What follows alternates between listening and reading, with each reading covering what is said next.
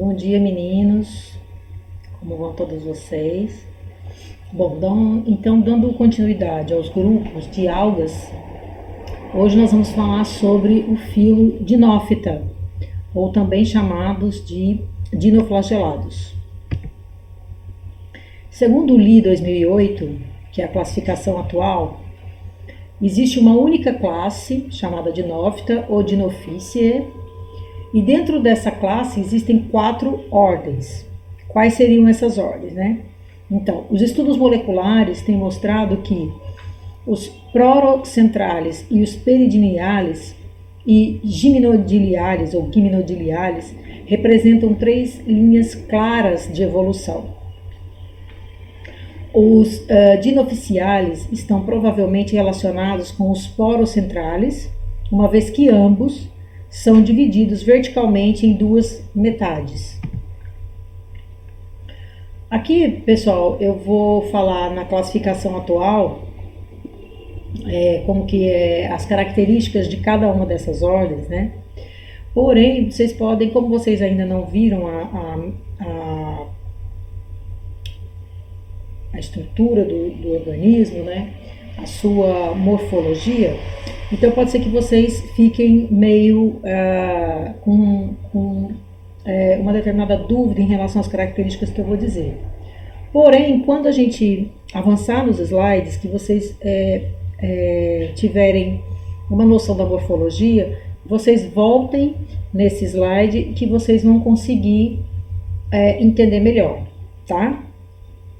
Bom, com relação à ordem prorocentralis, ela apresenta uma parede celular dividida verticalmente em 2 metades, sem cintura, e possui 2 flagelos inseridos no ápice da célula.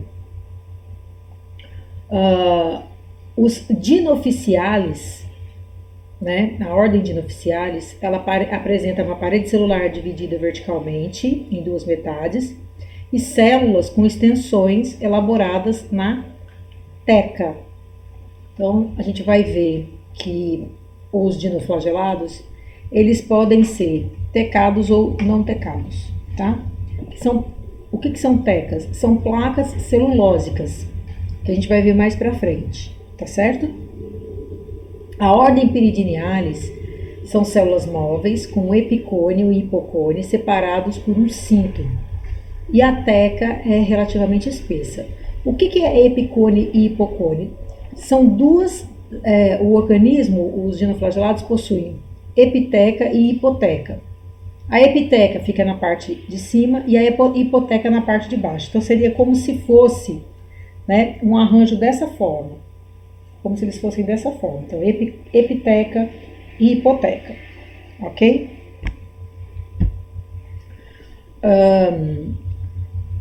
E a ordem gymnodialis ou gymnodialis são células móveis com epicônio e hipocônio separados por um cinto, e a teca se apresenta de forma mais fina, né?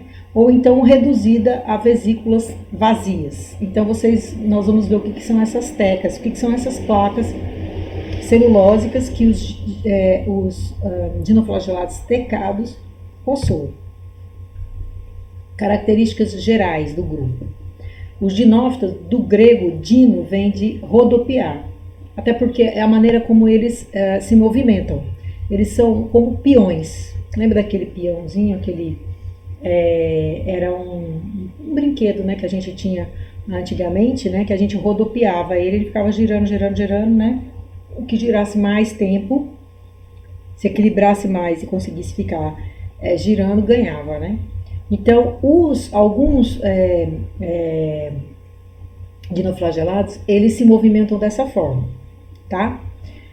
Então, eles pirrófitas, né? São do grego pirro, vem de vermelho, flamejante. Então, são conhecidos cerca de 2.000 a 4.000 espécies aproximadamente, são eucariontes, possuem clorofila A e C2, e como pigmentos acessórios, possuem xantofilas do tipo peridinina, neoperidinina e dinoxantina.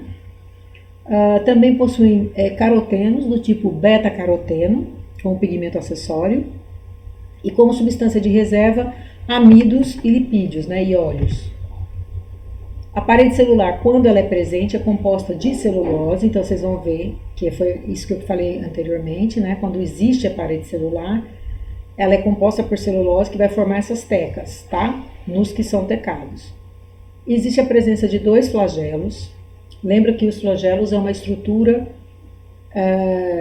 muito importante do ponto de vista evolutivo, porque ela proporciona movimentação, né, principalmente com relação à captura de alimentos e também em relação à reprodução.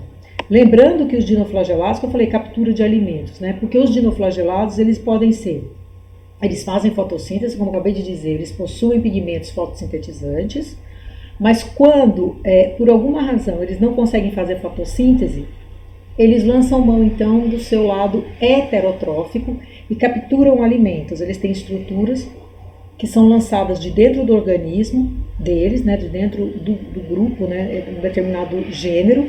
Eles lançam como se fosse uma linha, e lá embaixo tem como se fosse uma gosma, uma substância grudenta, que aí ela lança sobre o alimento, gruda no alimento e ela leva lá para cima novamente, ela recolhe aquela linha lá para cima e os lisossomas fazem a digestão e acabam tendo então substâncias para continuar vivos, né? Então eles podem ser tanto fotossintetizantes como heterotróficos. Certo? Depende E quando é que ele, né? Vocês podem perguntar, e quando é que ele vai lançar a mão de um ou de outro jeito? Depende das condições do meio, tá? O que for melhor para ele. O que gastar menos energia, enfim, ok? Eles ocorrem principalmente no plâncton marinho, 90%, e também nos bentos. Presentes em ambientes de água doce em menor quantidade, mas também encontramos fazendo parte do fitoplâncton de água doce e também de água salgada, lembrando que de água salgada é a maioria, e eles fazem parte da formação de recifes. Nós vamos falar sobre isso, tá? Então, apresentam bioluminescência, não são todos, na verdade é esse gênero, Noctiluca, é um atecado, ele libera fótons, né? Que na verdade é um resultado de uma reação bioquímica entre uma substância chamada luciferina que eles produzem e uma enzima chamada luciferase, tá? Então, quando ocorre essa degradação por conta da enzima, a degradação da luciferina por conta dessa enzima luciferase, ele emite uma luz, certo? Que é meio neon azulada, por conta dos pigmentos, né? Então, à noite, quando você anda em algumas praias que são praias mais reservadas, né? Você passa a mão assim na água, você consegue ver a presença deles, não a olho nu, mas você vê a luz neon azul, é bem bonito. Tem alguns vídeos no YouTube, se você colocar lá a presença de Noctiluca no litoral brasileiro. Em alguns litorais eu já vi, lá no litoral sul de São Paulo, numa viagem de campo que a gente fez também, quando eu também era aluna na universidade, a gente fez uma viagem e nós conseguimos ver, né, a presença de Noctiluca, né, que é bem bonito, aliás. E a presença deles, desse grupo, né, desse gênero, indica que a praia é bastante preservada. Diferentemente de outros gêneros do mesmo grupo dos dinoflagelados, que vão ocorrer exatamente ao contrário, vão ocorrer quando a praia é eutrofizada, quando ela está poluída, tá? E aí vão ocasionar alguns problemas graves ao ser humano e aos animais, chamada de maré vermelha. Chama maré vermelha porque a água fica avermelhada, né? Porque é uma pirrófita, como a gente viu anteriormente, né? Avermelhada. Ocorrência planctônica, pelágica, em ambientes aquáticos de água doce, marinho e estuário. Lembrando que estuário é aquela zona de transição, né? É um biótopo, né? Onde você tem essa zona de transição, que é entre o ambiente aquático e o ambiente marinho é a região de estuário, onde a água é meio salobra, a depender da variação da maré, ela pode ser mais doce ou mais salgada, tá certo? Então, os estuários é essa área de transição, né? Todo o rio desemboca no mar, então naquela área de transição entre o mar, entre o rio chegando no mar, aquilo ali chama-se estuário. Então, eles são presentes em todos os lugares aquáticos, né? Sendo de água doce ou água salgada. Bentônicos, quando seja no fundo, né? E aí, nesse caso, eles são fixos ao substrato, então para você, né, acaba tendo que você fazer análise do substrato para evidenciar a presença deles. Podem viver em simbiose com corais, e aí formam as zoochantelas, que é um misto de vários organismos que existe em locais de recife, de coral, né? Parasitas de organismos aquáticos, tem um peixe específico que é parasitado por eles, né? Organização celular. E aí é o que eu falei para vocês retornarem aos slides anteriores, onde eu falo das diferenças daquelas 4 ordens que compreendem a classe dos dinoflagelados, né? Então, organelas típicas de eucariotes fotossintetizantes, cloroplastos com clorofila A e C e pirenoides, lembrando que pirenoide é uma característica, né, uma região dentro do cloroplastos, como eu já falei em outras aulas, e é uma característica considerada primitiva, né? Enquanto que o flagelo é considerado uma estrutura derivada, né? Mais derivada. Então, apresentam 3 membranas externas. Lembram-se o que significa essas membranas, essas 3 membranas externas, lembrando daquela teoria da endossimbiose, né? Possuem tilacoides arranjados em pilhas de 2 ou 3 e possuem uma estrutura chamada de pússula, que tem uma função osmorreguladora, assim como os vacúolos, né, possuem essa questão de osmorregularização, é exatamente por conta dessa maleabilidade que esse grupo tem de estar tanto em água doce como em água salgada. Eu preciso ter essa osmorregulação, uma vez que água doce e salgada elas possuem diferença nas suas densidades. Núcleo com grande quantidade de DNA, 2 flagelos, a gente vai ver como é que eles são inseridos nos grupos, né? Esses 2 flagelos, um perpendicular entre si, fica dentro de sulcos, a gente vai ver, né? E alguns grupos possuem o estigma. E aí eu coloquei fototaxia. O que é fototaxia? Você ser guiado pela luz. Então, esses estigmas são olhos, né? Olhos primitivos que detectam luz, porque aí, por que é importante? Porque como ele fica no fundo, ele tendo o grupo que tem estigma, ele consegue se guiar pela luz e ir nessa direção para que ele possa fazer fotossíntese. Senão ele vai ter que sempre fazer o uso heterotrófico do grupo, né? E heterotrofia, ela gasta energia, né? Não que fotossíntese não gaste energia também, mas heterotrófico você tem que ir buscar uma presa, né? Então você tem um gasto energético maior. Então não é interessante ficar gastando energia, né? Os organismos, os seres vivos de maneira geral, com exceção dos seres humanos, eles não gastam energia à toa, né? Quem gasta energia à toa somos nós, né? Seres humanos. A gente gasta energia à toa, a gente entra em discussão à toa, né? A gente se preocupa demais com coisas que a gente não tem controle. Então tudo isso tem um gasto energético muito grande. Na verdade, a natureza, ela sobrevive exatamente guardando, né? Acumulando energia para ser utilizada nos momentos mais críticos, né? A gente tem que aprender bastante com os seres vivos, né? E os seres vivos menos complexos, né? Os mais simples acabam nos dando uma lição, que é nesse caso, né? Você diminuir o gasto energético quando as situações não são situações confortáveis nem boas, para que a gente possa ter energia para que a gente possa ter energia exatamente para os momentos mais críticos, né? Todas essas estruturas são importantes, né? Olha lá, o vacúolo, que como eu disse, né, ajuda na osmorregulação juntamente com a pústula. As mitocôndrias, né, que é a respiração celular, que é a energia da célula, das mitocôndrias, né? O flagelo, vejam que eles possuem dois flagelos, um transversal, e a gente vai ver como eles são inseridos, e um longitudinal. Isso é muito importante para esse grupo, porque acaba que eles conseguem se deslocar a grandes distâncias, né? Cloroplastos, o pirenoide, que é aquela região que eu falei para vocês dentro do cloroplasto, núcleo com bastante material genético do tipo DNA, e o nucleolo.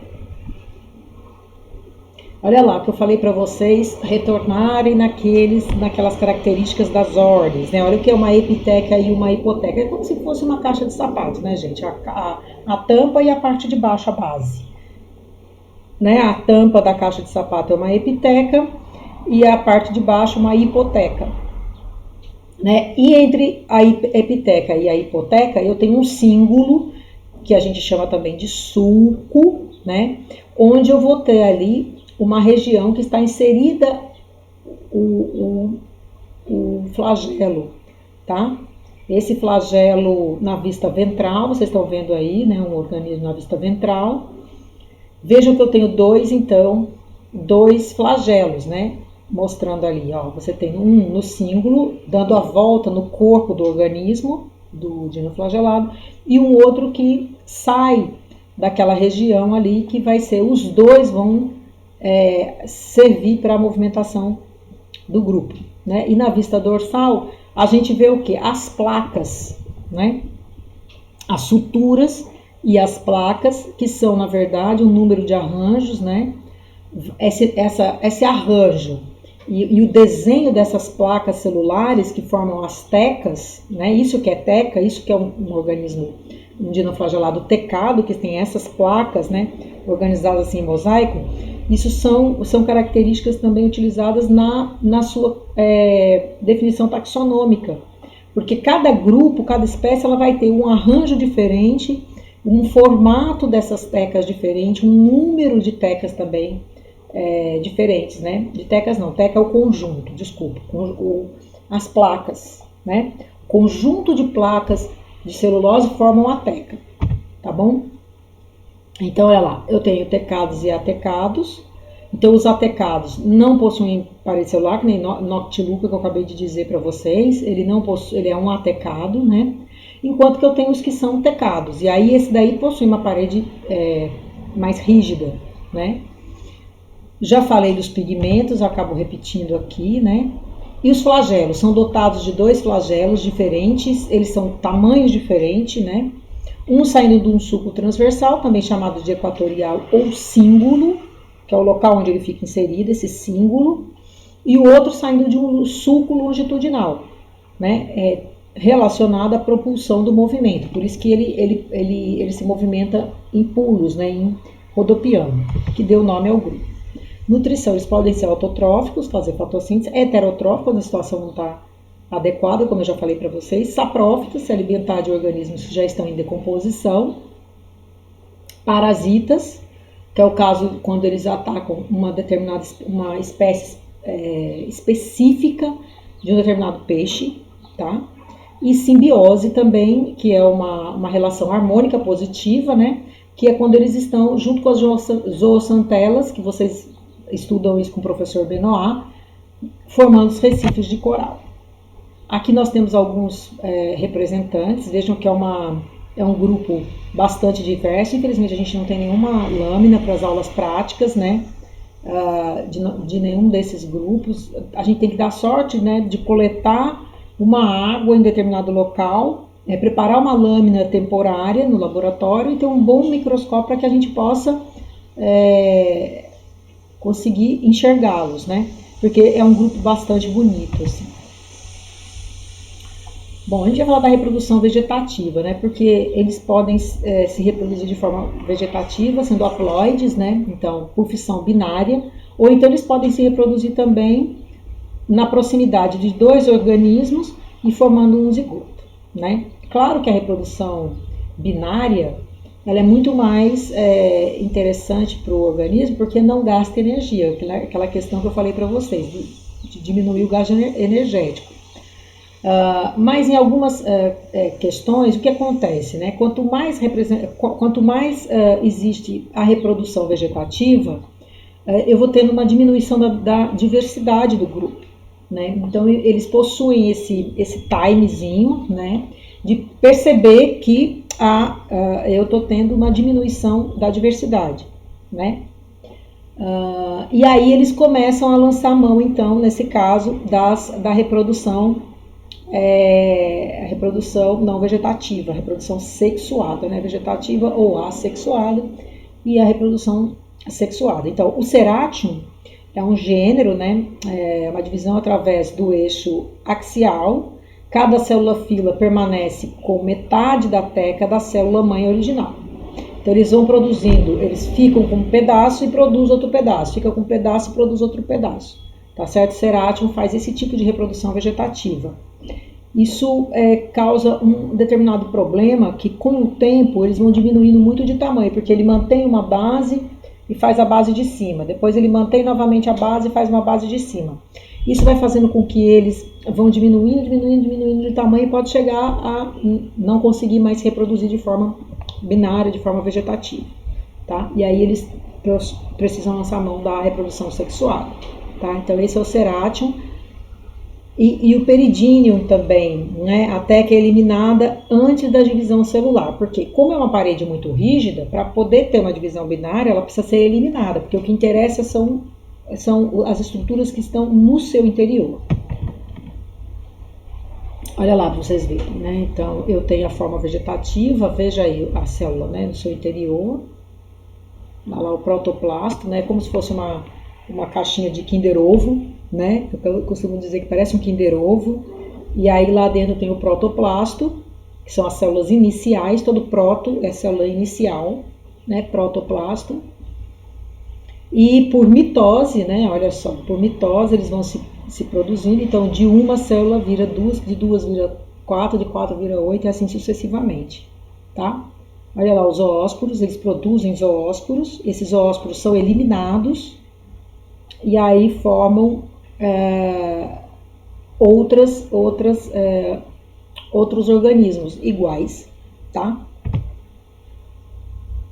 Formação de cisto, né? Vocês podem ver aí, olha, a tabulação da teca celulósica, o cisto dentro da teca e o cisto após a desintegração da teca, porque, como eu falei para vocês, como a teca são camadas celulósicas rígidas, ele precisa eliminar essa teca, né?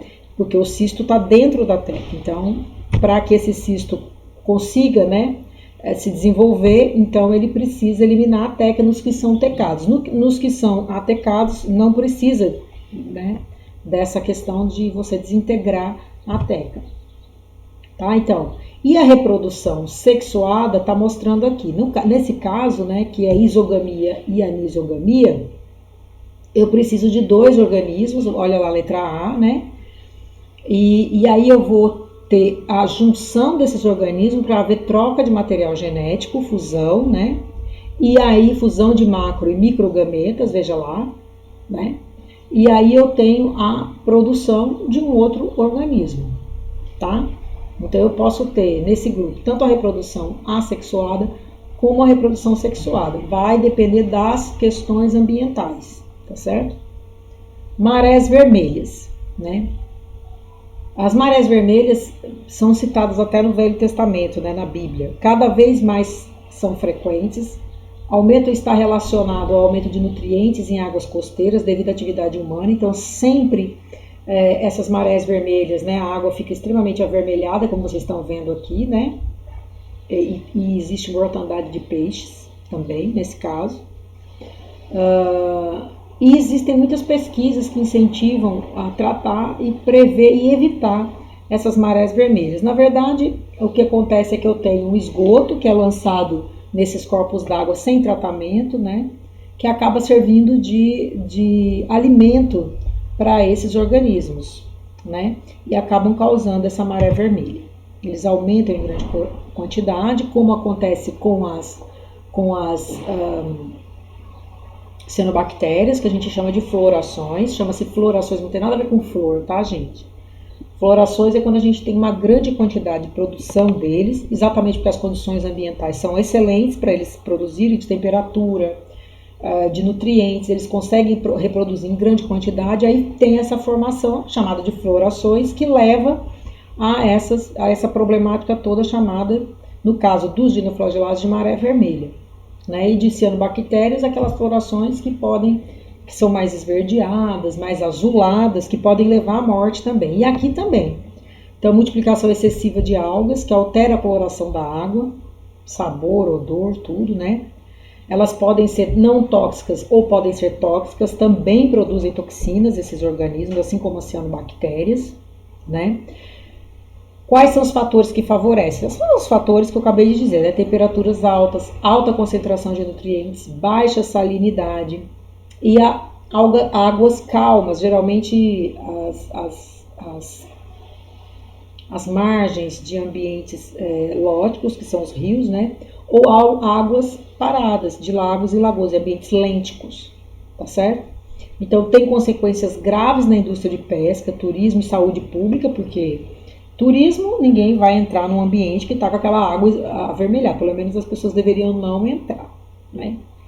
Uma vez foi publicado um caso na internet, até na época eu usava mais o Facebook, e uma pessoa publicou uma foto de uma praia que estava com maré vermelha, então as ondas ficavam vermelhas e ela estava dizendo que era o sangue de Cristo, né? Então, eu até comentei na figura, disse que não tinha nada a ver com o sangue de Cristo, que aquela maré vermelha tinha a ver com a produção de um dinoflagelado tóxico, né? Por conta da poluição do mar, né?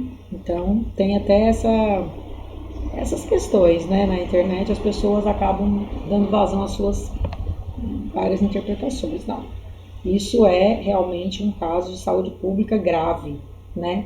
Os peixes são afetados, então você tem uma indústria de pesca que vai ter prejuízo, porque não vai vender, né? E se vender as pessoas vão ser contaminadas, então tem que ter muito cuidado com o nosso também, quando a gente vai para regiões litorâneas, né, que a gente tem mania de comer frutos do mar, às vezes até alguns crus, né, que nem ostra, que são filtradores, a gente tem que ter muito cuidado porque muitas vezes eles podem estar fazendo parte de uma rede de contaminação, né? Algumas pessoas morrem de meningite em 24 horas, né? Que esses organismos podem passar para as pessoas, tá? Aqui eu só mostro uma cadeia alimentar do fundo para as áreas mais superficiais de um corpo d'água, mostrando que nós somos o principal alvo, se vocês perceberem, somos topo de cadeia alimentar, né? É uma cadeia trófica, e o aumento da concentração, olha como o aumento é maior na superfície, né? Exatamente onde o homem está pescando ali, né? Então, se vocês perceberem, né, a gente sempre é muito mais vulnerável na cadeia trófica, né? Apesar da gente se achar o ó do borogodó, né? Nós, seres vivos, somos os topo de cadeia. Geralmente, topo de cadeia são os mais vulneráveis, porque qualquer alteração que ocorra na cadeia abaixo da gente vai nos alterar, né?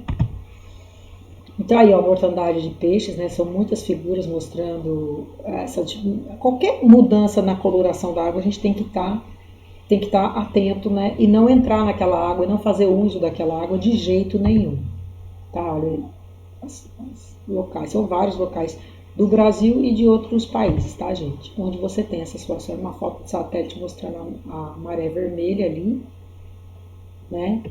E muitas vezes banhistas, né, que não sabem do que se trata e acabam, então assim, águas muito paradas, né, lugares onde tem muitas pessoas, né, que acabam defecando, esgoto, né? Quantas vezes eu já passei por esgotos em praias, né? Então eu tenho ali, né, esse Cinguaterra, que é um dinoflagelado potencialmente tóxico, eu falei no início, que ele acaba atacando uma espécie específica de um determinado peixe, né? Produz essas toxinas, cinguatoxina e maitotoxina, né? e produz quadros, distúrbios gastrointestinais, nas questões mais leves, mas pode também apresentar problemas neurológicos e cardiovasculares. E aí, nesse caso, pode ser fatal. Né? Então, esse daí é o Cingolterra, né? Que é aquele que eu falei no início do nossos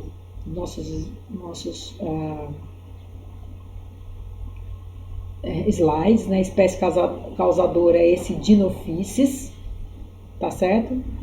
Ou a toxina que ele produz é esse ácido ocadaico, certo? E o quadro clínico, quando apresenta apenas distúrbios gastrointestinais, acaba não sendo fatal, né?